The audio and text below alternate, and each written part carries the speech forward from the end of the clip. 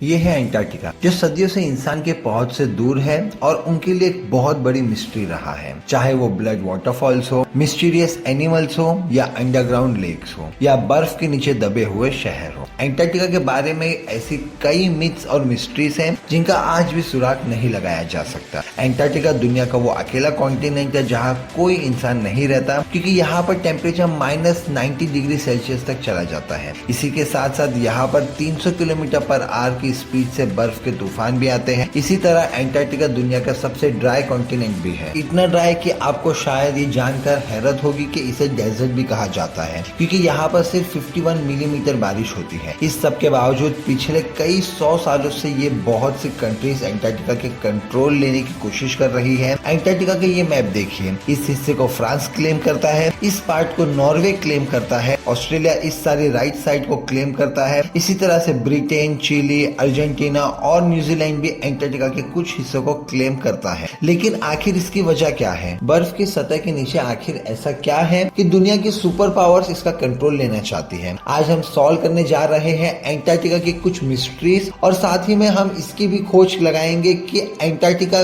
को असल में डिस्कवर किसने किया था। और आखिर में हम ये भी देखेंगे कि इस बर्फ के नीचे आखिर ऐसी क्या राज छुपे हैं जिन्हें दुनिया की सुपर पावर्स जानती है और इसीलिए वो अंटार्कटिका का कंट्रोल लेना चाहती है। अंटार्कटिका किसने डिस्कवर किया? Depends on who you are asking. Britishers कहते हैं कि अंटार्कटिका उन्होंने डिस्कवर किया था, जबकि रशियंस कहते हैं कि सबसे पहले उन्होंने यहाँ कदम रखा था। लेकिन अंटार्कटिका का जिक्र आज से कई हजार साल पहले ग्रीक फिलोसोफर एरिस्टोटल ने किया था, जब उसने कहा था कि जमीन गोल है और नॉर्थ और साउथ पोल एक दूसरे के मिरर इमेज है। 2021 में रॉयल सोसाइटी ऑफ न्यूजीलैंड की एक स्टडी पब्लिश हुई, जिसमें यह कहा गया कि ऑस्ट्रेलिया के पास पॉलिनेशियन आइलैंड पर रहने वाले मोरी लोग शायद पहले इंसान थे जो 7वीं सदी में अंटार्कटिका पहुंचे थे, क्योंकि उनकी पुरानी कहानियों में एक ऐसी बर्फीली कॉन्टिनेंट का जिक्र मिलता है जो जमीन की साउदर्न साइड पर है। खैर, रिकॉर्डेड हिस्ट्री में ब्रिटिश ऑफिसर जेम्स कुक वो पहले यूरोपियन थे जो अंटार्कटिका सर्कल क्रॉस करके अंटार्कटिका के पास पहुंचे थे। लेकिन वो अभी अंटार्कटिका से 130 किलोमीटर दूर ही थे कि उसने अपनी शिप वापस मोड़ ली,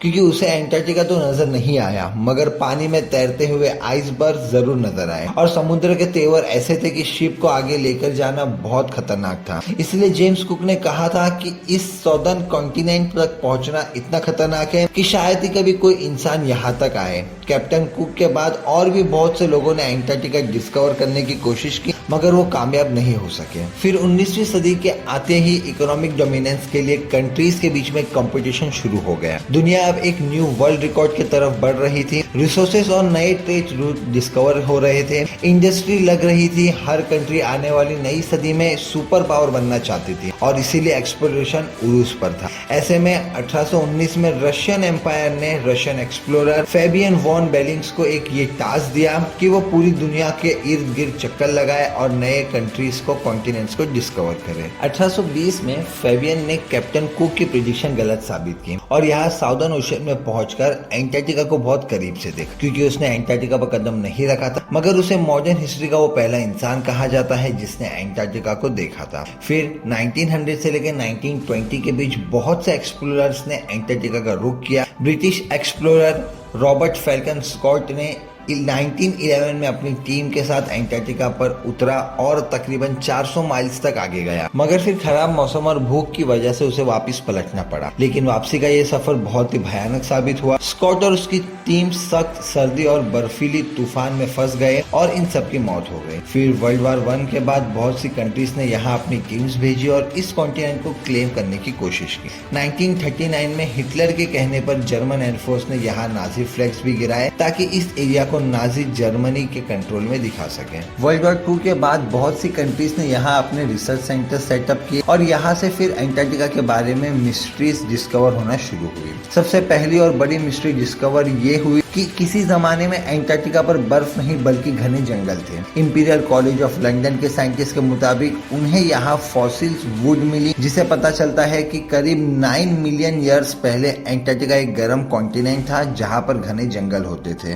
इसके अलावा उन्हें यहाँ कुछ ऐसे इंसेक्ट्स के फॉसिल्स भी मिले जो सिर्फ गर्म इलाकों में ही होते हैं। अंटार्कटिका के बारे में दूसरी बड़ी और मिस्टीरियस डिस्कवरी ये थी कि इस 3 किलोमीटर के बर्फ के नीचे 400 लेक्स है जिनका अपना ही इकोसिस्टम है। वहाँ पर ऐसे ऐसे समुद्री जानवर है जो पूरी दुनिया में कहीं नहीं होते, जैसे ये बड़े बड़े स्पाइडर्स और सी जेलीफिश। ये बर्फ के नीचे एक अलग ही दुनिया है। इसी तरह एंटार्क्टिका पर एक और चीज जिसने बहुत से एक्सप्लोरर्स को बहुत सालों तक पागल किया रखा, वो ये खूनी चश्मे हैं। मुर्डोक की वैली में ये वाटरफॉल ऐसे है जैसे बर्फ से खून निकल रहा हो, मगर हाल ही में साइंटिस्ट ने ये डिस्कवर किया है कि इस वाटरफॉल का सुर्ख रंग इसलिए है क्योंकि इसके चश्मे को एक बहुत ही सॉल्टी लेक से पानी आता था, जिस पर अब कई 100 फुट बर्फ पड़ चुकी है और वो लेक एटमॉस्फेयर से बिल्कुल कट ऑफ है। इस पानी में बहुत ज्यादा आयरन है और इसीलिए जब ये पानी चश्मे में आता है तो ऑक्सीजन और धूप की वजह से ये पानी में मौजूद आयरन ऑक्साइड होता है और उसका बिल्कुल जंग जैसा कलर हो जाता है। एंटार्क्टिका के बारे में तीसरी सबसे बड़ी मिस्ट्री और कॉन्स्पिरेसी ये है कि इस बर्फ के नीचे कोई एंशिएंट सिविलाइजेशन है। बहुत से लोगों ने ये क्लेम किया है कि यहाँ पर एलियन स्पेसशिप भी देखी गई है। 2016 में गूगल अर्थ पर एंटार्क्टिका में बहुत सी अनयूजुअल एक्टिविटीज रिकॉर्ड की गई है। कॉन्स्पिरेसी थियरीज जहाँ इन्हें एलियन यूएफओ कह रहे हैं, वही बहुत से पॉलिटिकल एक्सपर्ट्स के नजदीक ये अमेरिका और दूसरे कंट्रीज के सीक्रेट एयर ऑपरेशंस है जो वो एंटार्क्टिका में कर रहे हैं। और यहीं पर आता है एंटार्क्टिका का वो हिडन पॉलिटिकल फ्रंट जिसे बहुत कम लोग अवेयर है। जहां बाकी पूरी दुनिया दूसरे जियोपॉलिटिकल इश्यूज में उलझी हुई है, वही अमेरिका, चाइना और सोवियत यूनियन एग्रेसिवली एंटार्क्टिका पर एक्सपीडिशन भेज रही है। इनफैक्ट चाइना ने तो वहां अपने मल्टीपल रिसर्च सेंटर्स सेटअप किए हैं। 1959 में एंटार्क्टिका ट्रीटी के मुताबिक कोई भी कंट्री एंटार्क्टिका में साइंटिफिक इन्वेस्टिगेशन कर सकती है, बस उसे इन स्टडीज के रिजल्ट सब कंट्रीज के साथ शेयर करना होगा। 1992 में यूएस जियोलॉजिकल डिपार्टमेंट के सर्वे में ये डिस्कवरी सामने आई कि एंटार्क्टिका में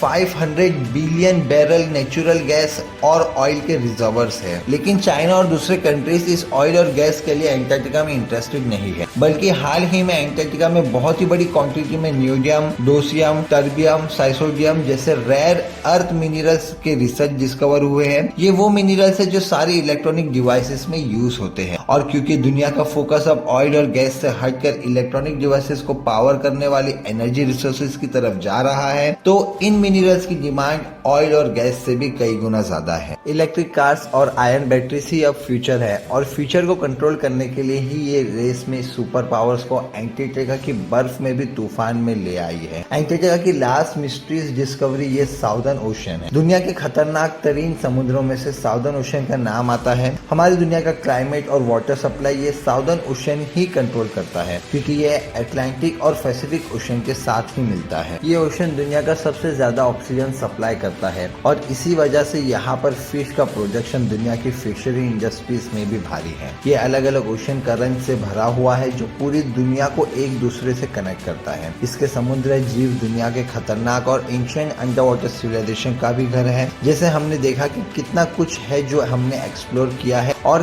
कैसा सभी की नजर एंटार्क्टिक की बर्फ और ठंडी हवाओं पे है। लेकिन एंटार्क्टिका की असल ब्यूटी यह है कि जब आप कोई एंटार्क्टिका में जाता है तो वहाँ की खामोशी और सुंदरता का अनुभव करता है। बहुत से एक्सप्लोरर्स कहते हैं कि एंटार्क्टिका एक अलग ही दुनिया है जहाँ सब कुछ खूबसूरत और सचमुच मिस्टीरियस है। क्या आपको एंटार्क्टिका के बारे में कुछ और पता है जो मैं इस वीडियो में नहीं बता पाया? तो मुझे कमेंट सेक्शन में जरूर बताना कि आपके पास वो कौन सी जानकारी, कौन सी मिस्टीरियस इन्फॉर्मेशन है। इसी के साथ आज के वीडियो के लिए इतना ही। आई होप कि आपको वीडियो अच्छा लगा होगा। वीडियो अच्छा लगा तो लाइक कीजिए, चैनल को सब्सक्राइब कीजिए एंड अपने दोस्तों के साथ भी ये वीडियो जरूर शेयर करना।